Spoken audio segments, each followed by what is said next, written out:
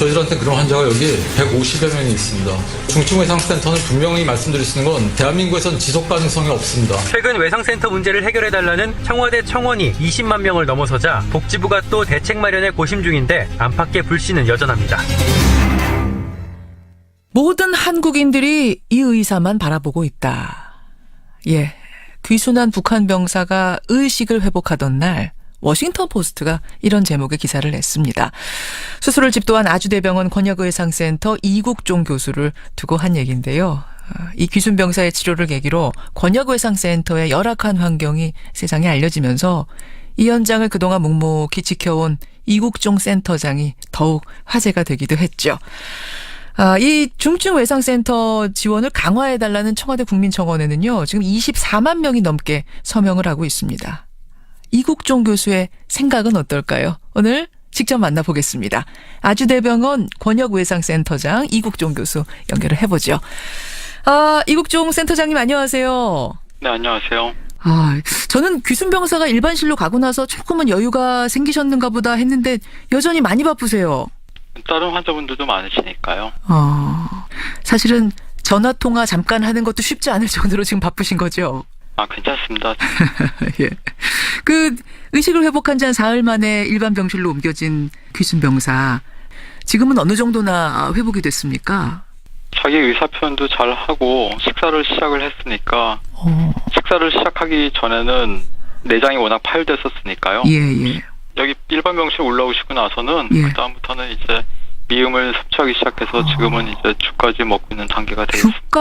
죽까지 먹을 수 있는 단계. 그러니까 이거는 의학적으로 저희는 잘 모르지만 의학적으로는 상당히 의미가 있는 단계까지 갔다는 말씀이세요. 네, 그렇습니다. 정말 다행입니다. 환자 스트레스를 낮춰주기 위해서 교수님이 직접 이야기도 좀 나누시고 영화도 보여주시고 음악도 들려주시고 뭐 이런다는 이야기를 제가 전해 들었는데 요즘은 어떤 얘기 나누세요? 아무래도 환자가 이제 낯선 곳에 갑자기 노출이 되지 않습니까? 그러면 그렇죠. 정신적 스트레스가 너무 심하다 보면은 그런 것들이 건강 상태에 영향을 굉장히 많이 끼칠 수가 있기 때문에 예. 한국에서도 뭐 너무 골치 아픈 얘기 같은 건 하지 않고 그렇죠. 환자분이 이제 TV 보고 그런 걸 좋아하기 때문에 드라마라든가 아니면 방송 프로그램 그런 얘기들 주로 합니다. 연예계 얘기를 많이 합니다. 연예계 얘기를 많이 하세요. 네, 그렇습니다. 예, 복잡한 뉴스 이런 얘기는 안 하고. 예, 저 제일 복잡한 얘기했던 게 이제 그 전임 대통령 정도까지만 알고 있더라고요. 그래서 지금 새 대통령이 이제 정부가 꾸려진 거 그런 것도 모르고 있고 그래서 몰라요. 예. 그런 걸 얘기를 해주면은 뭐 선거제도가 그렇게 정말 있냐 뭐 그런 것들을 이제 궁금해하기도 하고 젊은 청년이다 보니까 호기심도 많고 그래서 그렇죠. 남한에서 이렇게 좀 비교적 우리의 그 자유로운 그냥 일반적인 생활상을 많이 얘기해 주려고 노력을 합니다. 문재인 정부 들어선 걸 모르고 박근혜 전 대통령 때까지만 아는군요. 예. 그것도 참 흥미로운 면이네요. 네, 그렇습니다. 예. 사실은 이제 국민들은 처음 그 환자 상태를 들었을 때 이렇게까지 회복이 될 거라, 이렇게 빨리 회복이 될 거라는 사실 기대 못 했거든요. 교수님은 어떠셨어요? 그 처음 환자 대했을 때 그 의료진으로서. 처음에 일단 뭐 혈압도 전혀 안 잡혔고 그리고 워낙 그 다발성으로 총상을 입었고 그렇죠. 폐하고 그리고 배에 있는 내장기관, 주요 골격 부위가 워낙 심하게 손상됐었기 때문에 저희가 걱정을 많이 했습니다. 네, 걱정을 많이 했는데 저희가 혈액형을 파악할 시간이 없어가지고 일단 O형 혈액을 먼저 빨리 수혈을 해줬거든요. 혈액형 파악할 시간조차 없었어요 그때? 그럴 상황은 전혀 아니었습니다. 저희가 혈액형을 알지 못한 상태에서 O형 혈액을 줄 정도면은 굉장히 안 좋은 상황이고요. 그리고 무엇보다 남의 몸에다가 칼을 대가지고 칼로 몸을 가르고 들어갈 때는 이제 CT 촬영을 하고 수술에 들어가야지 수술을 어떻게 해야 되겠다고 이제 좀 이렇게 생각이라도 하면서 수술방에 저희가 진입을 할 수가 있는데 이 환자 같은 경우는 CT도 못 찍고 엑스레이 한 장 달랑 들고 들어갔거든요. 엑스레이 한 장 달랑 들고. 예, 그렇습니다. 그리고 또 환자분이 기존에 가지고 있던 기저질환이 많지 않습니까? 그렇죠. 이제 뭐 간염이라든가 여러 가지 뭐 기생충감염이라든가 그런 복잡한 문제들이 얽혀 있었기 때문에 굉장히 애를 많이 먹었고 지금도 사실은 뭐 식사는 시작하고 있지만 그런 기저질환 가지고 있던 것들 때문에 내과적으로 지금 애를 많이 먹고 있습니다. 아직도 좀 완전히 치료가 되려면 시간이 상당히 걸릴 것으로 생각이 됩니다. 그래요. 예, 북한 귀순병사 일단은 죽을 먹을 만큼 회복했습니다만 완전히 완심할 수는 없는 단계. 예, 지금도 만만치 않은 단계. 이국종 교수 여러분 만나고 계십니다. 중증외상센터. 이게 사실은 뭔지도 잘 몰랐다가 이국종 교수를 통해서 처음 알게 됐다. 이런 분들 그 중요성이 얼마나 대단한 건지 이번에 처음 알았다는 분들도 제 주변에 참 많으세요. 초기에 이 교수님께서 여기 뛰어드셨을 때 하고 지금 하고 비교하면 그래도 좀 나아졌습니까? 어떻습니까? 굉장히 어려웠었죠. 제가 처음에 저는 이제 2002년도에 발령을 받았었는데 예. 사실 그때 다른 병원에 이렇게 한두 분 제가 알고 있던 분들도 이제 금방금방 다 한 1, 2년 만에 그만두시게 됐었고요. 1, 2년을 못 버티실 정도의 열악한 상황이었군요. 그 당시만 해도. 그건 버틸 수 있는 근거가 없죠. 왜냐하면 그 민간기관에서는 저희가 그렇게 수익을 내는 구조가 아니기 때문에 사실 남아있는 사람이 이제 또 없다 보니까 이렇게 많이 힘들어졌죠. 하여튼 분명한 생각은 이 일이 뭐 저희가 얼마나 이걸 지속할 수 있을지 모르겠지만 할 수 있는 데까지는 저희가 했던 걸 글로벌 스탠다드에 그대로 맞춰가지고 해서 최악의 경우엔 제가 사멸하고 나더라도 저희가 했던 이런 진료 기록을 그런 기록을 남겨야 되겠다는 생각은 굉장히 강하게 있습니다. 그러니까 그 부족한 것들을 내가 꼼꼼히 기록해서 후학에게 남겨야겠다는 어떤 사명감 같은 게 있으신 거군요. 화석 같은 겁니다. 그러니까. 화석. 옛날에 이런 사람들이 우리 그렇죠. 한국에 있었구나. 그리고 이런 게 한국에서도 하면 되는구나. 되긴 됐었구나. 예. 조금이라도 그렇게 본받을 만한 뭐가 있었다는 게 후세에 남아야지.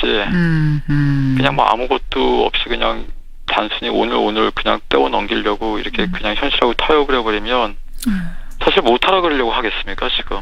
저도 아이가 있고 그런데. 그러면 더 이상은 이걸 할 이유가 없을 것 같습니다. 그러니까 지금 화석을 새기는 기분으로 그러니까 후세에 뭔가 보물을 남기는 기분으로 그런 사명감으로 일하고 계시는 거예요. 그러면 집에는 가세요? 이국정 교수님? 사람이 많이 부족합니다. 사람이 병원에 도울 사람이 부족. 그렇다면 우리나라의 최대 외상센터, 중증외상센터 센터 장인 이국종 교수가 그 정도 느낄 정도라면 뭐가 더 필요한 건가요? 지난번 석혜균 선장 때를 계기로 해서 정치권에서 지원 많이 해주겠다 약속도 쏟아지고 막 그러지 않았습니까? 하드웨어적인 것도 그렇고요. 저희 같은 경우에도 지금 병상이 부족해서 그런 하드웨어적인 것도 그렇고 중증외상센터에서 근무하는 특히 중환자실 병동간호사들은 굉장히 중환자이다 보니까 이 사람들은 간호사분들 손이 월등히 많이 가는 겁니다. 물론 중환자실 환자분들이 다 손이 많이 가지만 한국에 있는 병원들이 간호사, 의사, 의료기사를 고용하는 수준이 선진국의 3분의 1도 되지 않습니다.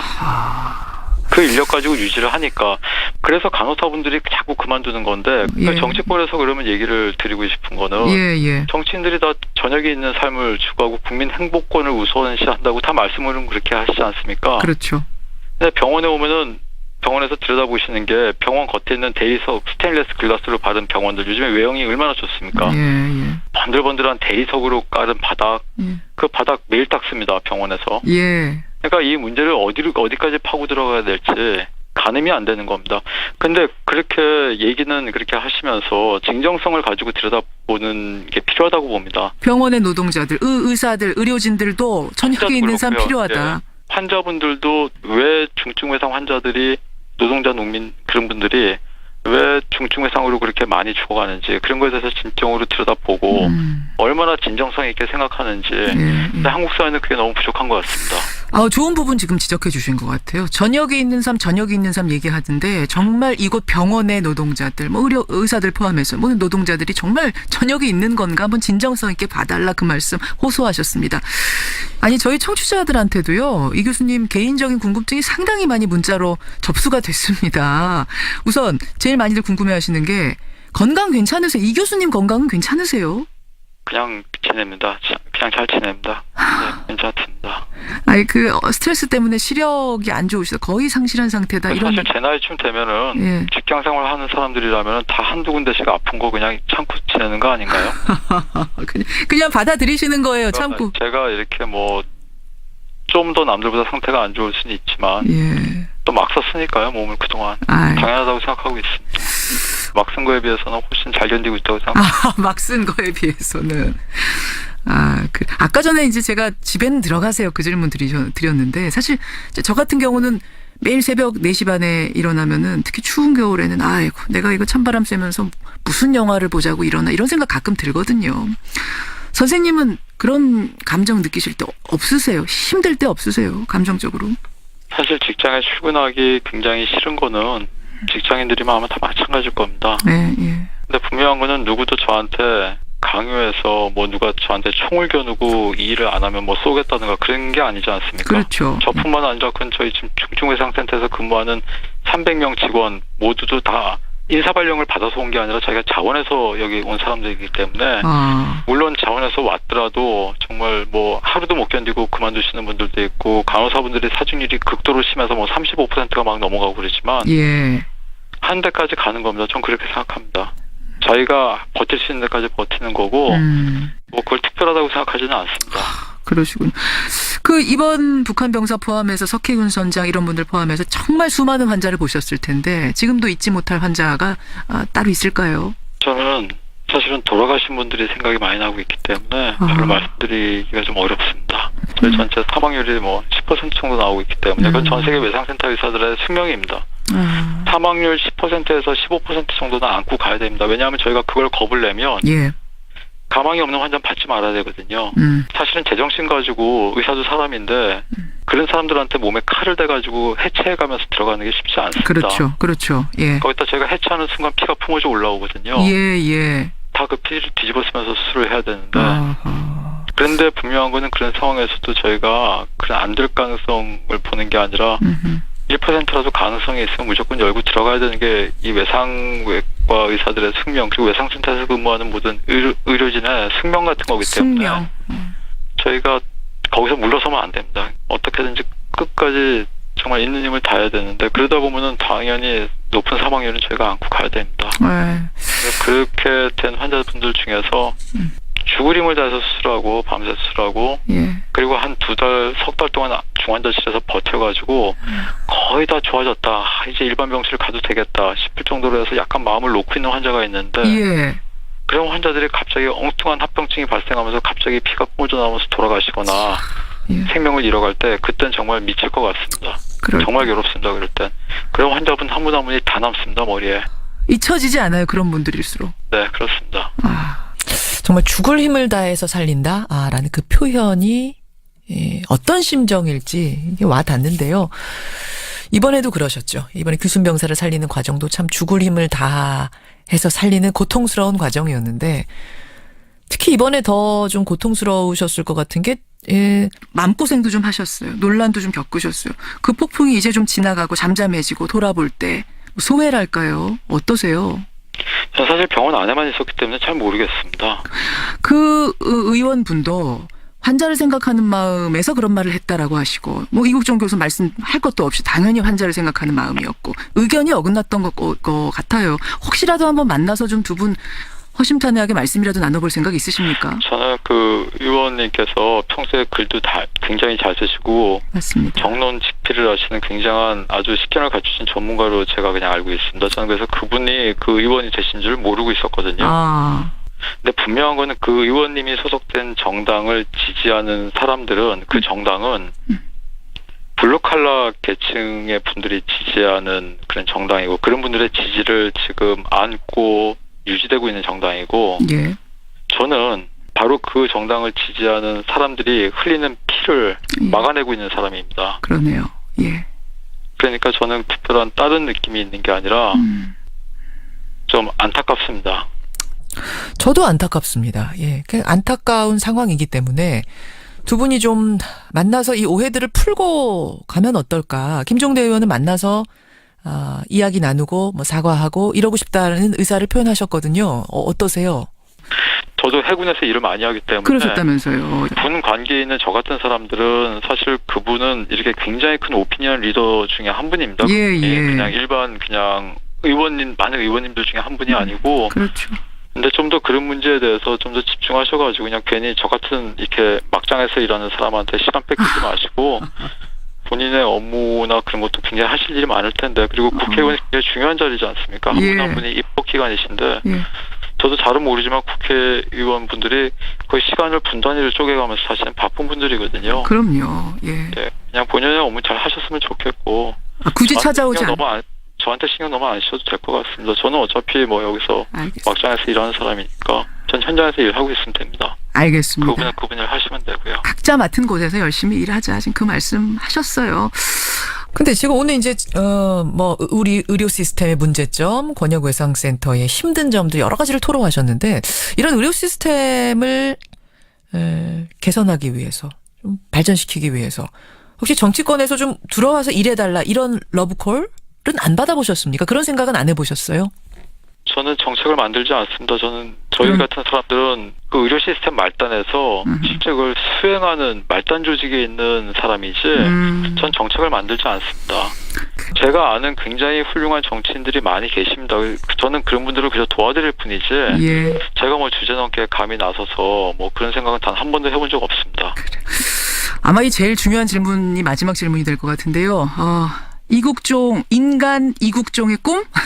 어떤 꿈 꾸세요? 사실은 저한테 주어진 시간이 그렇게 많은 것 같지는 않습니다. 그래서 분명히 말씀드릴 수 있는 건 이 외상센터를 맡고 있는 한은 예. 글로벌 스탠다드 진료 지침에 맞춰서 정말 벗어나지 않게 예. 운영될 수 있도록 아예 안 하면 안 했지 거기서 벗어나가지고 적당히 타협하면서 가지는 않으려고 노력을 할 거고요. 타협하지 않겠다. 개인적으로는 제 손끝에서 이렇게 치료되는 환자분들이 잘못되지 않고 예. 그러니까 큰 의료사고 없이 잘 맞춰질 수 있으면 좋겠습니다. 그렇게 시간이 많이 남지 않았거든요, 전. 왜 이렇게 시간이 자꾸 안 남았다 그러세요? 아직 젊으신데. 외과 의사들은 그렇게 의사 수명이 길지 않습니다. 그래서 네. 의사로서의 나의 수명. 노동을 하는 직업이기 때문에 맞아요. 예. 체력적인 거나 아니면 하드웨어가 저희가 고장이 나게 되면 한계가 있죠. 예, 저희는 금방 한계를 드러내게 됩니다. 그건 잘 알고 있습니다. 체력 잘 챙기시고요. 이국종 교수님. 근데 안 웃으세요? 원래 전혀 안 웃으세요? 뭐 그렇게 웃을 일이 많지 않습니다. 아니 지금 청취자 질문도 들어옵니다만 웃으시는 모습 한 번도 못 봤다 이러세요. 사실은 계속 긴장의 끈을 놓치면 안 되기 때문에 그래서 이렇게 주름살도 많이 져있고 그렇습니다. 저는요 이국종 교수 이 꿈꾸시는 것들이 다 잘 이루어져서 좀 언젠가 활짝 웃는 웃음소리 시원하게 한번 들었으면 좋겠는데요, 방송에서. 하여튼 감사합니다. 예, 응원하겠습니다. 저뿐만 아니고요. 많은 국민들이 응원 보내고 있다는 거 잊지 마시고요. 환자들 최전선에 있는, 생명의 최전선에 있는 그 환자들, 지금 그 사명감으로 좀 부담스러우시더라도 끝까지 살려주시는 그 일 열심히 해주시기를 부탁드리겠습니다. 오늘 귀한 시간, 정말 귀한 시간 고맙습니다. 정말 감사합니다. 예, 힘내십시오, 교수님. 힘내십시오. 예, 고맙습니다. 기관 주요 골격 부위가 워낙 심하게 손상됐었기 때문에 저희가 걱정을 많이 했습니다. 네, 걱정을 많이 했는데 저희가 혈액형을 파악할 시간이 없어가지고 일단 O형 혈액을 먼저 빨리 수혈을 해줬거든요. 혈액형 파악할 시간조차 없었어요 그때?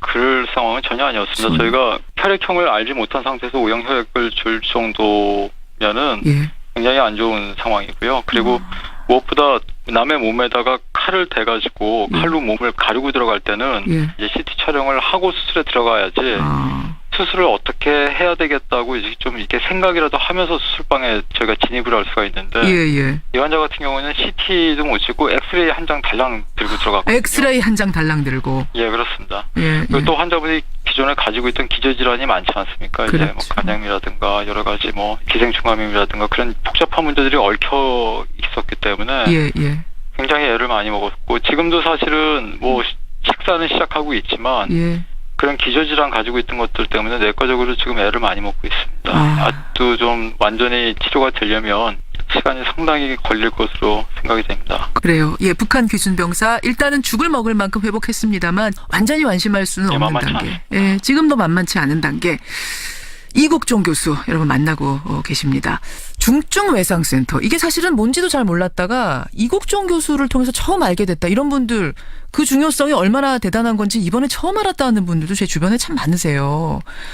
초기에 이 교수님께서 여기 뛰어드셨을 때 하고 지금 하고 비교하면 그래도 좀 나아졌습니까? 어떻습니까? 굉장히 어려웠었죠. 제가 처음에 저는 이제 2002년도에 발령을 섭취하기 시작해서 지금은 이제 죽까지 먹고 있는 단계가 되었습니다. 죽까지 먹을 수 있는 단계. 그러니까 이거는 의학적으로 저희는 잘 모르지만 의학적으로는 상당히 의미가 있는 단계까지 갔다는 말씀이세요. 네, 그렇습니다. 정말 다행입니다. 환자 스트레스를 낮춰주기 위해서 교수님이 뭐 직접 이야기도 좀 나누시고 영화도 보여주시고 음악도 들려주시고 뭐 이런다는 이야기를 제가 전에 들었는데 요즘은 어떤 얘기 나누세요?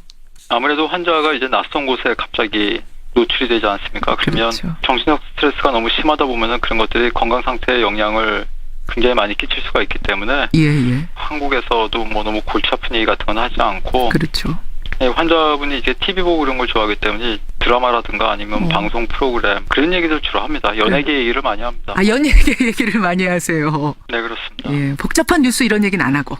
예, 저 제일 복잡한 얘기했던 게 이제 그 전임 대통령 정도까지만 알고 있더라고요. 그래서 지금 새 대통령이 이제 정부가 꾸려진 거 그런 것도 모르고 있고 그래서 몰라요. 예. 그런 걸 얘기를 해주면은 뭐 선거제도가 그렇게 정말 있냐 뭐 그런 것들을 이제 궁금해하기도 하고 젊은 청년이다 보니까 호기심도 많고 그래서 그렇죠. 남한에서 이렇게 좀 비교적 우리의 그 자유로운 그냥 일반적인 생활상을 많이 얘기해 주려고 노력을 합니다. 문재인 정부 들어선 걸 모르고 박근혜 전 대통령 때까지만 아는군요. 예. 그것도 참 흥미로운 면이네요. 네, 그렇습니다. 예.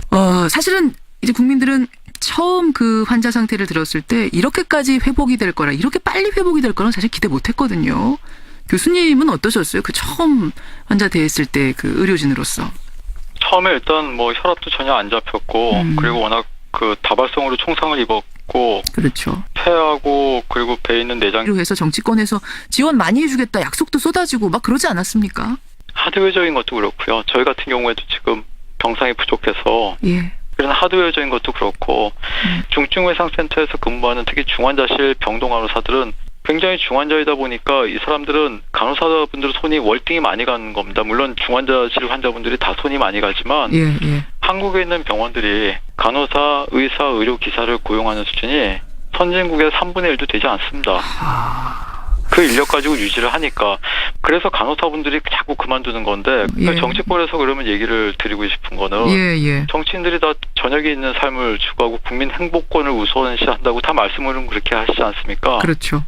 근데 병원에 오면은 병원에서 들여다보시는 게 병원 겉에 있는 대리석 스테인리스 글라스로 바른 병원들 요즘에 외형이 얼마나 좋습니까? 예. 번들번들한 대리석으로 깔은 바닥 예. 그 바닥 매일 닦습니다 병원에서. 예. 그러니까 이 문제를 어디까지 파고 들어가야 될지 가늠이 안 되는 겁니다.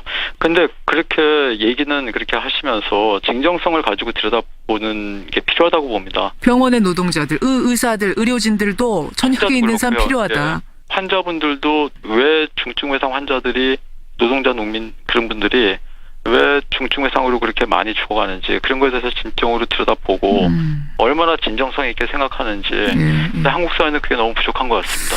좋은 부분 지금 지적해 주신 것 같아요. 저녁에 있는 삶 얘기하던데 정말 이곳 병원의 노동자들, 뭐 의사들 포함해서 모든 노동자들이 정말 저녁에 있는 건가 한번 진정성 있게 봐달라 그 말씀 호소하셨습니다. 아니 저희 청취자들한테도요. 이 교수님 개인적인 궁금증이 받았었는데 예. 사실 그때 다른 병원에 이렇게 한두 번 제가 알고 있던 분들도 이제 금방 다 한 1, 2년 만에 그만두시게 됐었고요. 1, 2년을 못 버티실 정도의 열악한 상황이었군요. 그 당시만 해도.